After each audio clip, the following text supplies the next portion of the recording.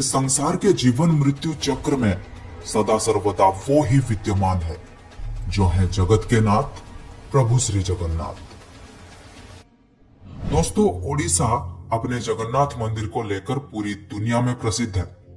हर साल लाखों करोड़ों संख्या में श्रद्धालु यहाँ आते हैं। पर क्या आपको पता है पुरी में जगन्नाथ संस्कृति कैसे शुरू हुआ, उसके पीछे की कहानी क्या थी और क्या है ब्रह्म पदार्थ जो प्रभु जगन्नाथ को जीवित रखता है? जानने के लिए इस वीडियो को बिल्कुल अंत तक देखना। कहा जाता है कि मध्य भारत में इंद्रद्युम्न नाम के एक राजा रहते थे। उनके राजधानी का नाम था अवंती और वे भगवान विष्णु के बहुत बड़े भक्त थे और हमेशा भगवान विष्णु के दर्शन के लिए इच्छुक रहते थे। एक बार एक ऋषि घूमते हुए उनके महल में आ पहुंचे और कहने लगे, राजन, ओडिशा में भगवान विष्णु के भव्य रूप नीलमाधव को पूजा जाता है, लेकिन वो जगह ओडिशा के कौन से हिस्से में है ये आपको पता लगाना पड़ेगा। ये बात सुनते ही राजा इंद्रद्युम्न अत्यंत आनंदित हो उठे और तुरंत महल के मुख्य पुजारी के भाई विद्यापति को आदेश दिया कि वे ओडिशा जाकर नीलमाधव की खोज करें। राजा के आदेश अनुसार विद्यापति ओडिशा भ्रमण करने निकल पड़े। बड़े ही लंबी यात्रा के बाद जब विद्यापति ओडिशा पहुंचे तब उन्हें कुछ गुप्तचरों के माध्यम से पता चलता है कि सबरों के मुखिया विश्व वासु एक गुप्त गुफा के अंदर नीलमाधव की पूजा करते हैं। ये बात सुनते ही विद्यापति विश्व वासु के सामने विनती करने लगे कि वह उन्हें देव पूजा की स्थान दिखाएं, लेकिन कबीले के सरदार ने साफ साफ इनकार कर दिया। विद्यापति उसी गांव में कुछ दिन के लिए रहने लगे। कुछ ही दिनों में उन्हें विश्व वासु के बेटी ललिता से प्यार हो गया और दोनों ने शादी भी कर ली। शादी के कुछ दिन बाद विद्यापति ने अपने पत्नी को नीलमाधव की सिर्फ एक झलक दिखाने के लिए अपने पिता को मनाने के लिए कहा। अब बेटी की जिद को देखते हुए आखिर विश्व वासु भी मान गए, लेकिन एक शर्त पर कि विद्यापति के आंखों में पट्टी बांधकर लिया जाएगा। पर विद्यापति बड़े ही चालाकी से अपने साथ कुछ सरसों के दाने ले गए थे और गुप्त गुफा तक पहुंचने के रास्ते को याद रखने के लिए रास्ते में सरसों के दाने गिराते गए। गुप्त गुफा में पहुंचने के बाद जब विद्यापति ने आंखों से पट्टी निकालकर नीलमाधव की दिव्य छवि को देखा तब वे उन्हें देखते ही रह गए। गुप्त गुफा से लौटकर विद्यापति ने राजा को सब कुछ बताया और राजा ने भी अपने प्यारे भगवान के दर्शन के लिए तुरंत निकल पड़े। लेकिन जब राजा इंद्रद्युम्न विद्यापति के साथ गुप्त गुफा में पहुंचे तब उन्हें वहां कुछ नहीं दिखा। नीलमाधव अंतर्ध्यान हो चुके थे।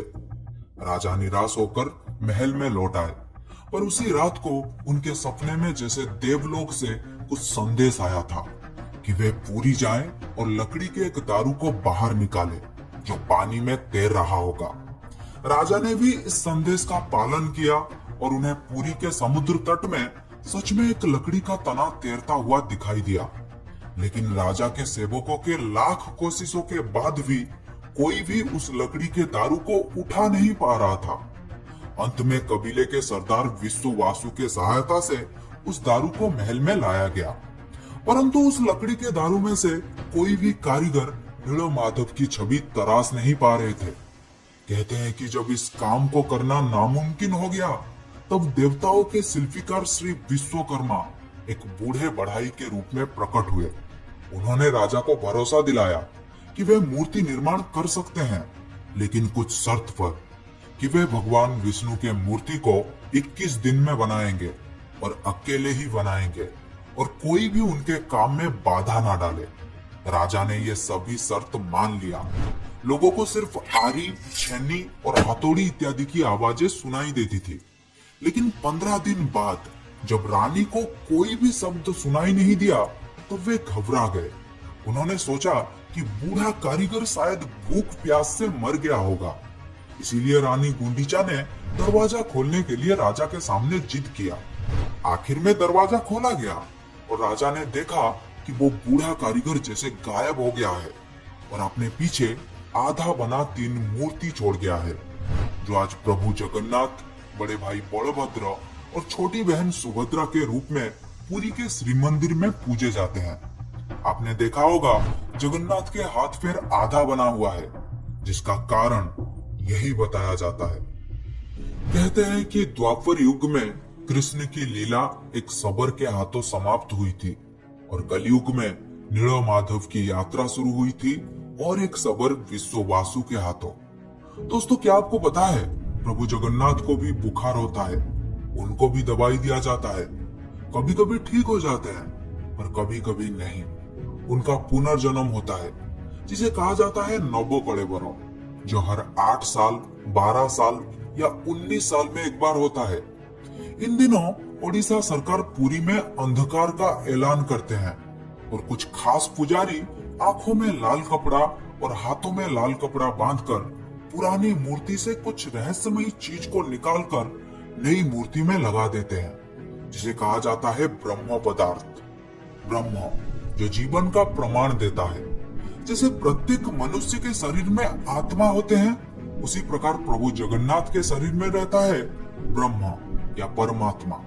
यही कारण है कि प्रभु जगन्नाथ दुनिया के एकमात्र जीवित ठाकुर हैं। वो जो भक्तों के पुकार सुनता है, समझता है और इच्छाओं को भी पूरा करता है। ब्रह्म को लेकर हमेशा सवाल उठते हैं। भक्त हो या संत, खोज करता हो या शोध करता, हर कोई ब्रह्म के सच्चाई जानना चाहते हैं। लेकिन आपको बता दूं, आज तक किसी को भी नहीं पता आखिर ये ब्रह्म है क्या।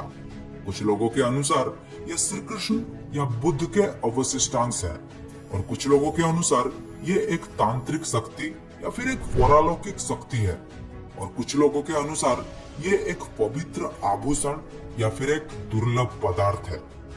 कहा जाता है कि जब श्री कृष्ण की मृत्यु हुई थी तब एक सबर ने ही उनका अंतिम संस्कार किया था, लेकिन उस वक्त श्री कृष्ण का दिल अथवा हृदय आग में जला नहीं था, जिस वजह से सबर ने उस हृदय को लकड़ी के गुच्छे में बांधकर समुद्र में प्रवाहित कर दिया था, जो फिर बहते बहते पुरी के समुद्र तट में पहुंचा और जहां से फिर राजा इंद्रद्युम्न प्रभु के मूर्ति निर्माण कर पाए थे। यह था प्रभु जगन्नाथ के मूर्ति निर्माण की कहानी।